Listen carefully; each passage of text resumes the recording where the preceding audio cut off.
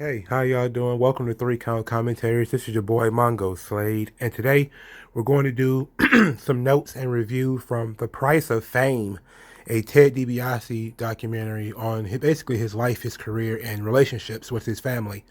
Um, so I had never seen this before, so it was pretty interesting that I got to sit down and watch it, and let's go through it. For starters, it was largely narrated by Ted DiBiase Jr. It featured such people as George Steele, Pat Patterson, Mean Gene Okerlund, Roddy Piper, Shawn Michaels, Harley Race, Bruce Pritchard, Terry Funk, Virgil, Jim Duggan, Mick Foley, Lex Luger, and Shaw Waltman. This was a very religious piece. So if you're not really into religion, you're not really going to get into this. This was not a complete breakdown of the details of Ted DiBiase's career.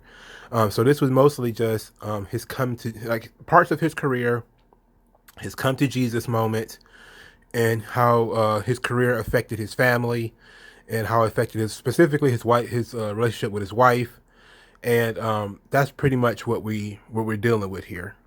So they talked about we started with Ted Jr. Ted Jr. basically says that he was in the locker room with guys like Andre and Hogan and Savage or whatever, but he only saw his dad on TV. That his dad was on the road 300 days a year, and he wanted to follow in his footsteps, and eventually he did. Eventually he did find out. He went to join the WWE as well. Many years later, of course. They started telling the story about Iron Mike DiBiase, the stepfather of Ted DiBiase. Apparently, Ted DiBiase's real father, I think his parents divorced, I think he said, when he was 2 years old. And when he was five, his mom met Mike DiBiase, who was a wrestler. Apparently, he was known, pretty well to Harley Race and the Funks and Jim Ross. And this is back in the 60s. And in 1969, Iron Mike DiBiase died in the ring from a heart attack. So this was a really gripping tale here, because Ted was 15 when his stepfather passed, and his stepfather was like his superhero. Iron Mike DiBiase was in a match with Harley Race when he passed, and he said Harley Race tried to resuscitate him on the floor, but it apparently still didn't work. And then we tell the story that Terry Funk was supposed to be in this match, and that Terry Funk was, he was saying, "Hey, I had been out on the road for a little too long," so he took a day off, and Iron Mike DiBiase was put in the match, and that's the match that he died in. So they talked about how this was sort of a very important point in Ted DiBiase's life, because he wanted to be just like his dad. So they, of course, they showed all of these parallels between Mike DiBiase, Ted DiBiase, and Ted DiBiase Jr. And how, or specifically through Ted and Ted Jr., how Ted wanted to be like Mike, and Ted Jr. wanted to be like Ted. So basically, Ted was interested in wrestling, even though his dad didn't want him to be a wrestler. So he went and he learned how to wrestle from the Funks. He left college junior year, and he says that basically, the name DiBiase, because he took Mike's name, was helped him, in his career, and it got him trained by the Funks, and they got him booked with Bill Watts in Mid South, and that he was driving 2,500 to 3,000 miles a week. And he talked about how he was introduced to drugs and alcohol in high school, but he didn't really it didn't really catch up to him until college, And then and we talked to Ted Jr., who and he was talking about his DUI in the WWE, and that one of his biggest problems was um, that he was disappointed in himself, and he was disappointing his parents. So he was again, they showed the dichotomy there. Ted was introduced to drugs and alcohol, but it didn't really catch him. It didn't really he wasn't a drunk or an alcoholic or anything.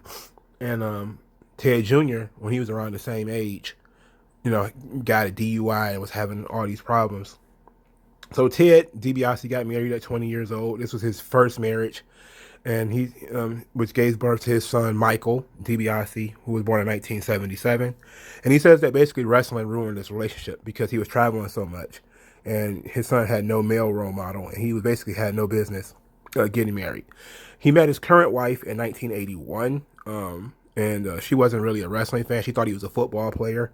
It was a pretty interesting story, but I'm kind of Melanie DiBiase, who was Ted DiBiase's wife, is very integral in this story because when the family breaks down, she's the good old country wife that kind of you know it's interesting. We'll get there.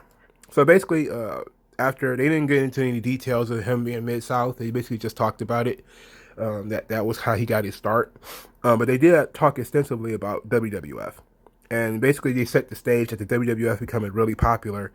This is a documentary for people who are not wrestling fans, but is looking at somebody who is famous and found Jesus and all this type of stuff and how you can overcome different things.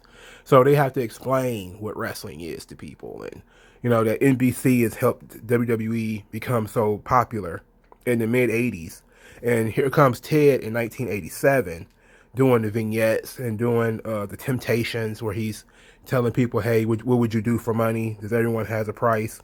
And the pool scene when he bought the pool to make the pool private, and the basketball kid and these different things. And he says that, if Vince McMahon wanted to be a wrestler, he would be Ted DiBiase. And that's where the idea came from. And that Vince had the idea for the $1 Million Man before he even met Ted. He just met Ted and thought he was a perfect fit. So they talked about WrestleMania 4. And they went to the Boardwalk Convention Hall, which is where WrestleMania 4 was held. And I like this part because it was particularly fun. That Ted Senior says, "Hey, when people ask him, had he ever wrestled at WrestleMania? He said he wrestled 3 times at his first WrestleMania, and was in the main event because he remember his first WrestleMania was WrestleMania 4, and he was in the main event against Randy Savage. So he was talking about, hey." This is the height of his popularity, and but he says that before he came to the WWF, he talked to Terry Funk and he talked to his wife about it because he knew he was going to be traveling so much. So and he says that Vince wanted the gimmick to be real, the Ted DiBiase gimmick. He wanted it to be as real as possible, so he financed the lifestyle of the $1 Million Man, paying for his first class fights and his rentals and paying for his jewelry and everything. There's a ton of Bruce Pritchard stories about this. About how far Vince went to make the $1 Million Man real. He went very, very, very, very far with it. And so then they start talking about going back. So Ted Jr. was 5 when his dad wrestled at WrestleMania 4, so he didn't remember it. So then Ted asked him, how many people were at your first WrestleMania? And Ted says 74,000. And then they kind of started going back and forth about, who did more. And then he was like, okay. And so that was fun. But it ended with Ted DiBiase saying he was in the Hall of Fame. And Ted Jr. was like, all right, you got me. But they was kind of going back and forth with, who had done more, like who had worked in bigger arenas, who had traveled more and stuff like that. So he says basically that WrestleMania 8, they skipped to WrestleMania 8. And said that at this point, Ted DiBiase didn't have any governors on him. Nobody was really watching out for him. And Roddy Piper talked about, the drugs and the alcohol on the road and how many opportunities there are to do drugs and opportunity. And Jake Snake Roberts and Jim Duggan talked a lot about drugs. And Ted was living the gimmick. There were women throwing themselves at him. And this comes the crux of the conversation is it wasn't the drugs and the alcohol that got Ted. It was the women. And this is where I really thought that the documentary had some interesting things. Because a lot of these wrestling documentaries, it's usually the drugs and the alcohol that become a problem. But this one, it was the women. It was the lust demon. So he's basically saying, like, hey, he was living the gimmick. Everybody wanted to meet the $1 Million Man. It made him egotistical. And that because he was living the gimmick, these women were throwing themselves at him. And he would go to parties after the show. And he would, meet these various women and all this type of stuff. And eventually his wife found out. So, and when his wife found out, she told him he doesn't live with them anymore. She basically says that he can't come back home. So he ended up going home as much as he possibly could, as far as he got off the road. Let's put it like that. He went to George the Animal Steel and said, hey, I got to get off the road. My family life is falling apart. And, so then we get into this stuff where Ted Jr. is talking about how his mom was the real hero. She was the backbone of the family because Ted was never there. And she says that, hey, it was my responsibility to make sure her sons and her husband didn't have any disruptions. That, because Ted wasn't there, she tried to make life as normal as possible for the kids. But she was utterly heartbroken when she found out about, Ted's infidelities. And she said she looked to God to help her and go through the rocky parts of their relationships. And now, she got a group of friends at church or whatever to really help her through this thing. And then, Ted and Ted Jr. have their first real conversation about this infidelity while he was out on the road. He basically was just assuring Ted that there was any, these are basically one night stands. He didn't put them in those terms. This is a Christian documentary. So there wasn't a lot of, detail going into. But basically, he said it's a series of one night stands. He didn't love any of these women, and that basically he didn't want to blame the business. He says that it's his responsibility that he got wrapped up in the culture of the business, and that you're traveling a lot, no home, no family, nothing like that. It's almost like nobody else exists because you don't see them at any point in time. And he says that when you're traveling, it felt normal to just have different people with you all the time, and that it was an escape. Because he was so far away from his family all the time, that it was sort of a little break from reality to be able to, shack up with some of these women or whatever. And basically, after he left, he got off the road, he went to work trying to patch his relationship together. And that it led to him meeting a pastor named Pastor Hal Santos. And that he talked to this pastor about why he felt the need to step outside of his marriage or whatever. And outside of saying something similar to what he had already said, that this was the culture of the business at the time, he basically says that, everybody wants to meet me. I'm the $1 million man. And essentially, from Pastor Howe's perspective, he had internalized the character, and he had essentially become the $1 million man. And the $1 million man as a character doesn't have these limitations. He didn't really understand. Well, he was failing to understand that, he needs to take the character off when he leaves the building or something like that. He needs to be a different person. And Ted, and then this guy was talking about like, hey, Hal Santos said like he tried to hook the DiBiase's up with counseling. He said that it's all about healing and not fixing. Like you can't fix people. You can only heal the problems that they have between them.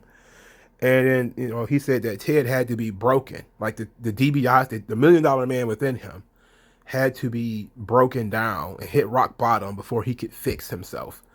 And this is where they really talked about the lust demon a lot, like they talk about drugs and alcohol. And I know that it's for some people, it might not be the same thing. But to a lot of these other people, it is, especially if fidelity in your relationship is very important, being, sort of captivated by, all of these people, and just the temptation is constant, especially if you're still working out on the road and these sorts of things. And he says that he tried to work during this time and he was tempted like constantly. And that, so Ted Jr. basically thanks the Dr. Hal Santos, who he went to go talk to about this, his intervention and mentorship of his dad. And that, without him, his parents likely would never had gotten back together. So then Ted Jr. went to go hang out with his little brother Brett DiBiase. Talked about a lot about his dad and the old timers in WWE, hearing a lot about how important his dad was, and hearing about how his dad was such a ladies' man. And Brett was like, and he's a real bumpkin. Like he was country as hell. I mean, he's country boy, man. He is a country guy. He was super country. And he basically talked to you about it. He ain't come talk to me. He ain't apologized to my face. I heard about it in the back rooms and the locker room and all that, but he ain't said nothing to me. So he basically wanted Ted DiBiase to apologize to him personally for almost breaking up their family, because he felt like he never apologized to him. And then he was also upset because he felt Ted had already apologized to Ted Jr., but he felt like he was owed an apology. So basically they schemed to ambush Ted DiBiase about this thing because, he had Ted Jr. call Ted, and then they came, to I think it was something like a dock where like ships were and stuff like that, and they were all sitting down, and Brett was like, you cared more about being the $1 million man than you did about being my dad. You cared more about that character than you did about my family, my mama. And he was going off. I mean, he was really being ridiculous. And it felt kind of stagey because the response from Ted and Ted Jr. wasn't to yell back. It was basically just to look at him and like, hey, relax, relax, relax, calm down, calm down. And basically, Brett just wanted an apology in person. And then Ted said, the reason why he never apologized and the reason why he never discussed it with either one of them until now is because after talking with his wife about it, his wife said that your sons put you on a pedestal and they don't understand, what was going on and what it was like. So when they were old enough to understand what it's like to face those types of temptations and to face those trials, then you can explain it to them. But these two guys were grown as hell at this point, like Ted Jr. always had a son. So it's basically like they waited so long to talk about it that they never actually talked about it. But he says that, when he felt like the time was right, he was going to tell them. But of course, this documentary kind of rushed the issue. So he basically he told Brett that he got wrapped up in the life and said, hey, can you guys forgive me? And Brett was like, well, man, I forgave you a long time ago. And I was just kind of like, what the hell is the point of this whole thing then? If you already forgave him, what is the point?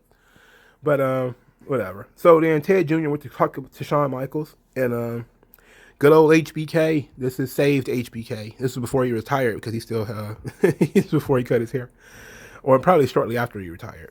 So basically, he went to talk to Shawn because Shawn also had difficulties when he was on the road, and he was one of the few people who could actually understand what his dad was going through. And it was also somebody that people who were watching this documentary might recognize. And Shawn says that, hey, we've been in similar places, that we were angry and frustrated and, but his dad, Ted DiBiase, would always tell him, when he was frustrated and going through problems that, talent always rises to the top. And that he felt like he could look up to Ted DiBiase. And that when Ted DiBiase was actually instrumental in changing his life, that when he fell down and he was full of, drugs and alcohol, that Ted actually helped him.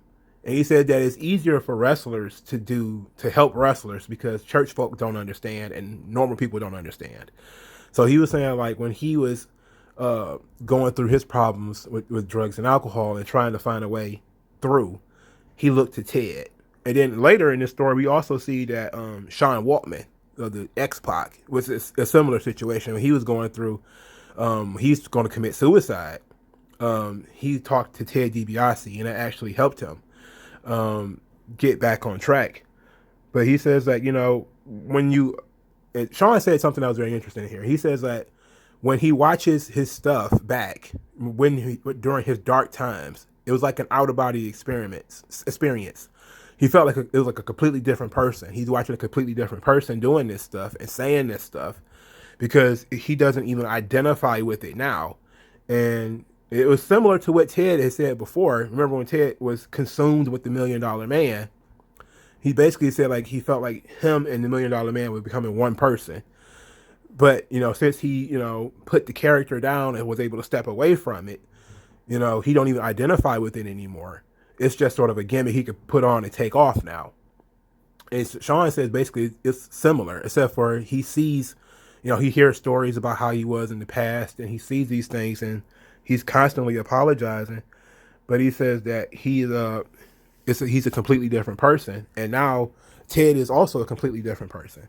So it doesn't really matter what, not to say that it doesn't matter what they did in the past, but that it's a situation where they're not in the same place that they used to be. So that was very interesting too. So we go through Ted's Hall of Fame speech. And when he told Melanie that he said you were 20 when we got married and you waited 12 years for me to grow up. And then he says that as his relationship with Melanie grew, their relationship with God grew. And he said that, whenever you you go through your journey to God. There's always going to be people who doubt you. There's a lot of doubters. And Lex Luger admitted to being one of the doubters. He says that he didn't really believe Ted when Ted would say, "Hey, I'm not partying with the boys. I'm not going out," and that kind of stuff, which I'm guessing was in WCW because that's really when it's like Ted's last run. And and he said that he counted himself among the doubters, but he says that he took a wait and see approach. Bruce Pritchard was in there and says that it was very important for Ted to get off the road and to leave the business so that he could escape the temptations that were out there. And once he had made his sort of, I hate to use the word transition, his transition from not saved to saved, he helped George the Animal Steel and Sean Waltman make it through and pushed them towards Christ, or well, guided them, let's put it like that, towards Christ.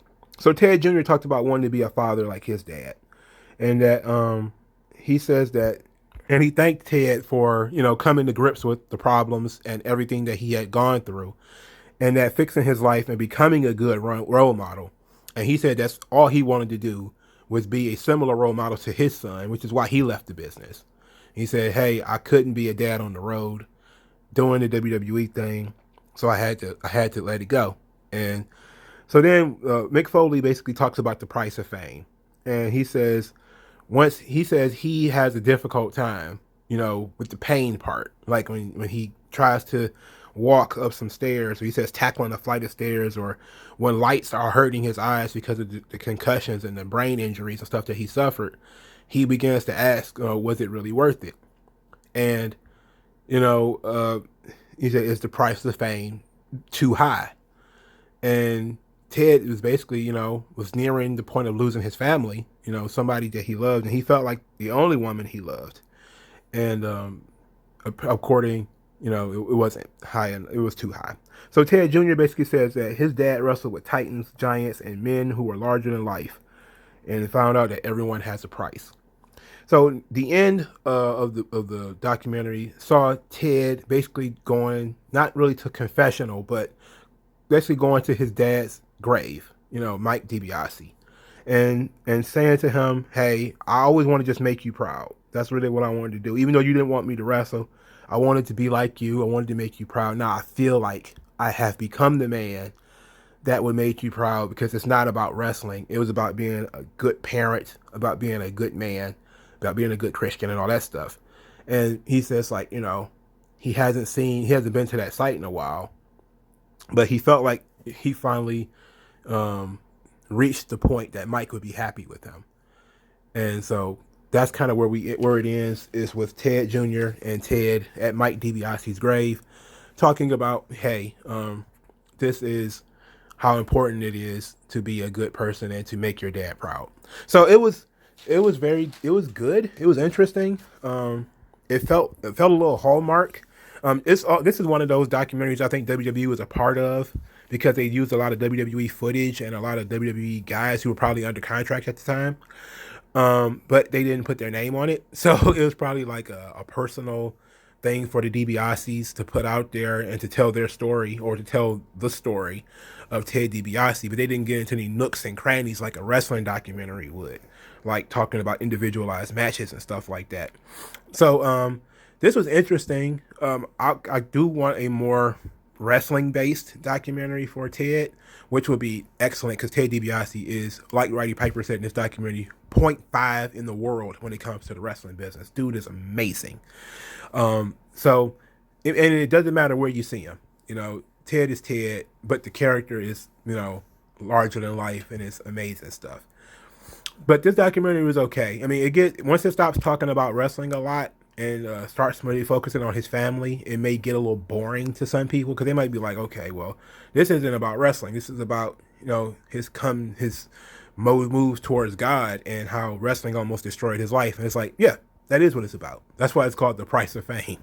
It's a documentary about how wrestling, being famous, being larger than life, a superstar, almost ruined his life and ruined ruined his relationship with his family.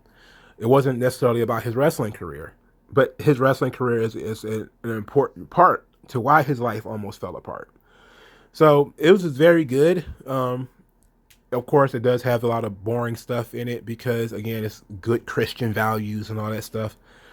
It's not salacious in so much as he talked about how many women he slept with or anything like that. It basically just says that Melanie found out. They didn't get to the nook and crannies of how he found out. But basically, they Melanie found out and how he had to adjust his life after that. But a more wrestling based documentary that goes into, I know a back injury also helped with this whole career ending thing, that he got off the road because he hurt his back. But they didn't go into that either. So, a more wrestling based documentary would probably be far more fun for the average fan. But let me know what you guys think in the comment section below. If you've seen this, let me know in the comment section below. Like this video, share this video, subscribe to the channel.